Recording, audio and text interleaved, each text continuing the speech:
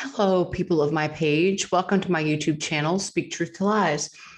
Today, I wanted to share with you um, a blog post by someone I met on Twitter. Most of you, I'm sure, that watch these videos are already aware that I started a blog. And I started that blog with encouragement from this gentleman right here, James David Dickson. He is a fellow Detroiter. So if you're not following him or you're on Twitter, you should be, because he is an amazing human who uses his voice and writing to elevate issues that are important to him. Because really, at the end of the day, that's all we have, right? Is our voice. It's one of the reasons I started this channel. It's the other reason why I started writing a blog. I feel like I have something to say. And for those who are willing to either watch or read, watch my videos or read my blog, if you really want to get to know who I am and how I feel about certain things, or even look at the world, that would be a good way of finding out. But I wanted to share this blog post that he wrote in particular, because this kind of addresses the issues that I am trying to raise awareness of with the people that I love and hold nearest and dearest to my heart. So his blog channel, or his blog page, is called Stories About Stories. And this one was published on April 4th. The onus is on us. Our overlords are sad and sick. Pop, pop. What was it like to drive a car? Millennials could sit in their grandfather's laps and ask why they did what they did when the Nazis were looking scary. If grandpa didn't have them or wasn't with us, the History Channel had it covered. Grandpa or not, America flew the W, and those stories it told proudly. When you stare into the abyss and survive, you have a testimony. Victory was our testimony. In 2050, how much freedom will be left for the grandchildren of millennials? Will lifelong mask mandates and vaccine passports and driverless cars be the normal? Those children know. From the Office of the New World Order, ill people selling symbols of health. As propaganda goes, this gets an F-. Propaganda used to be life affirming. It made you want to fight the war or grow the food our boys would eat while fighting it. I can't imagine a single soul looking at this sad assemblage and taking counsel from it. Look at Lady Gaga's lurching body language. Note the obvious discomfort of all those celebrities in their own skin. Are these your kings? Do they look well to you?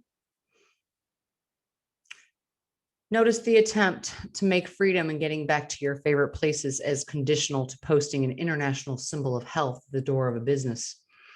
International is code for your consent was sold by your ruling class and your compliance is expected.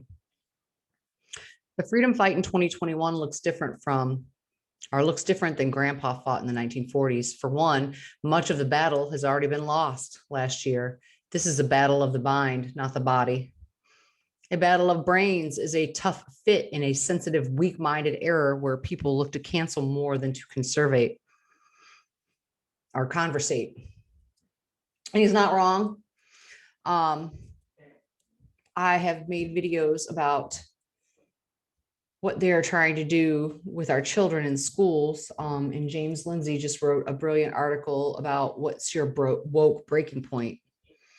For me, it's our children, not just mine, but the children and grandchildren of the very ones that are on my Facebook page that I love.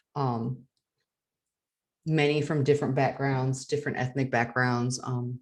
This is my family. And they're beautiful souls raising children. And some of them are even helping raise their grandchildren. So for me, my woke breaking point is when they came after our kids. But what's yours?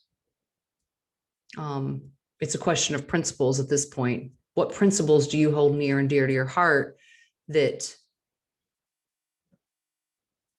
is your line in the sand? The mind can talk the body into storming the beach at Normandy, but speaking out for your pizzeria and becoming the subject of Facebook scorn and Yelp downvotes is more grief than we can bear. As Chairman Mao might have said, cancel one, scare 1,000. This line right here, we live in a nation in a world of fear right now. They keep propagating it. The deaths are going down. COVID numbers are going up, but the deaths have gone down significantly. But they got to keep that fear propaganda machine rolling.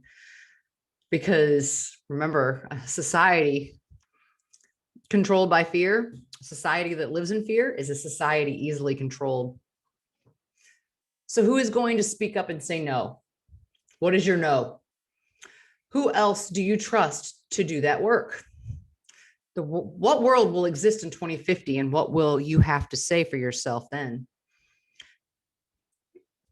You guys need to wake up. This government only rules with our consent, and we have consented to way too much out of fear of a virus that has a 99.995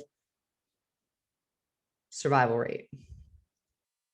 If the onus were not on you, it would be on less capable, less honorable people. This goes badly usually. When the onus is on the world, it comes up with hostage videos about window stickers. I'm going to have this linked at the bottom of this video. So please feel free to watch it if you haven't seen it, because it's absolutely terrifying. I say, fuck these people. All these people, Lady Gaga, all of them, fuck them. They're paid. They're paid pundits, paid talking heads.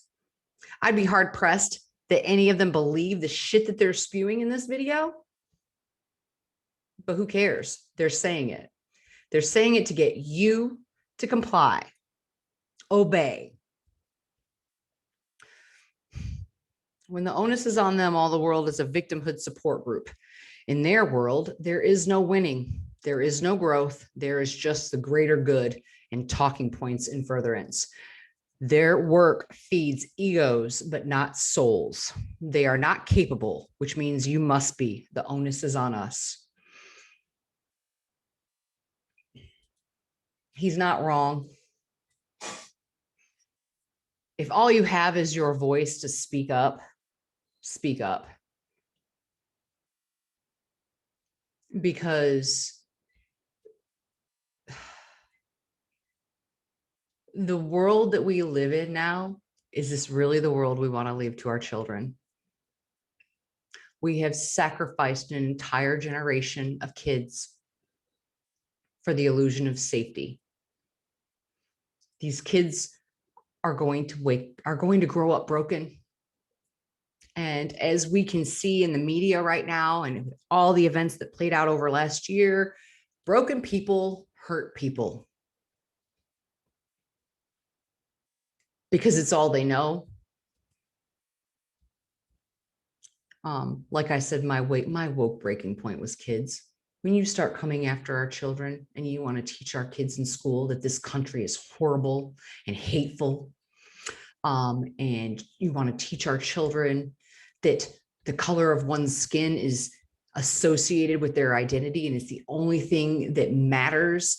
And when you want to teach our children, whether they be white kids, that they're oppressed, or children of color, that they're oppressed, and white children, that they're oppressors, when you start coming after our kids and creating division so that you can raise little social justice warriors that only know of division because that's what they've been taught, who have been brought up and taught to hate their country, one of the greatest countries in the world,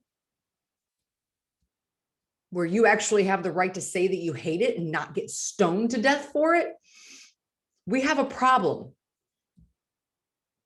My grandfather served in 3 branches of the military service, and he was honorably discharged from all 3. Had a 21-gun salute as his funeral. There are men that have fought and died for the freedoms that we take for granted today. Are you really going to allow this government to have more control over your life and tell you what you can and cannot do, and then teach your children to hate this country that probably some of your grandparents, great-grandparents, great-great-grandparents fought and died for. So he's right. The onus is on us. So if you have a voice, speak up. Start a blog. Put your opinions out there. Speak up for your fellow neighbor, your fellow man, because it's important. It's important for the future of this country, for our children, for your Bible, for anything it is that is your hard no.